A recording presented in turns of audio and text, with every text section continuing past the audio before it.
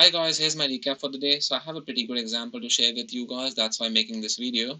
So what's happening that statistically Mondays are my worst trading days, and the reason was courtesy of Brett Steenbarger. He noted that for me in his book, The Daily Trading Course. So he said that if you do a lot of research on like over the weekend, you do a lot of journaling, you go through your journals, and you do a lot of homework on the market on weekends, you start expecting market to make it green for you, which is not the case obviously, and that's what was happening with me. I used to do a lot of journaling on the weekends. I used to go through my journals, and then I started expecting market to make it green for me, and I used to get chopped up within the first 15 minutes because I was like, I know everything now. I had done my homework on the weekends, and then I enter the market within the first 15 minutes, max loss, I'm going to bed. So that's what I used to do a couple of months ago, and then Dr. Steenbarger, thanks to him, that he noted that out for me. So my first trade, all my three trades. So my rule on Monday was I'm only giving myself three trades for the day. So if you're also facing similar issue, maybe on Mondays or Fridays, you are trying to trade big size on Fridays, just take a back seat and make a few rules for yourself. So my rule is that I'm only giving myself three trades. My first trade was on Tiffany short, which is a bad trade because I wasted one bullet of my ammo on this trade because Tiffany was gapping up on the daily, but I saw that it was selling off in the pre-market, so I took it short below the 50 on the 5 and the break of this wedge on the 1. And I was like, if it goes below 125.5, I will start partialing. If not, I'm getting out at break even because I was not very comfortable in this trade.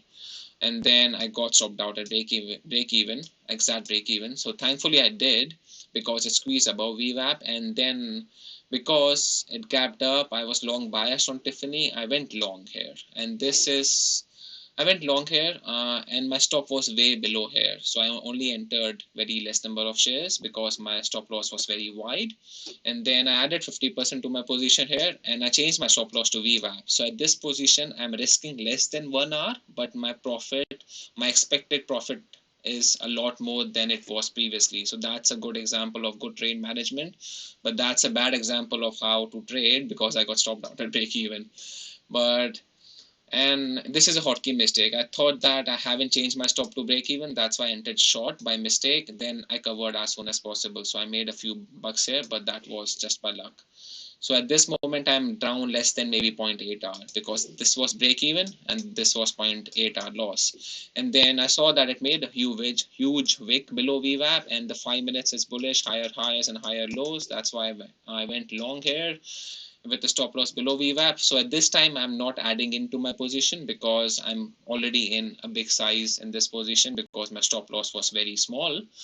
And then I covered 10% here at around 2 hour, and then I saw this also making a wedge on the 1 minute chart. So my drawing is bad.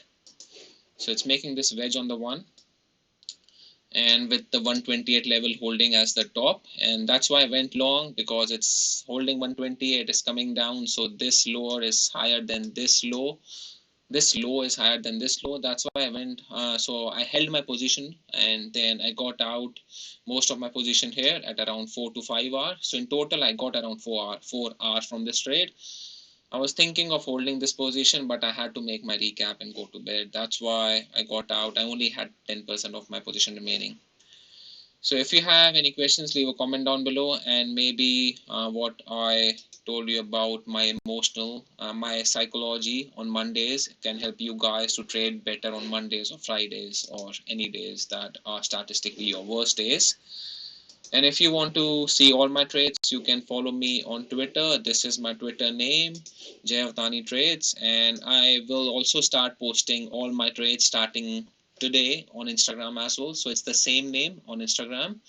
I just created that account maybe tomorrow, this morning in Australia. So it's night here. So you can follow me on Twitter or Instagram or both. I will post all my trades on these two platforms with the same name. If you have any questions, leave a comment down below, and hope you had a green day. See ya. Have a good day.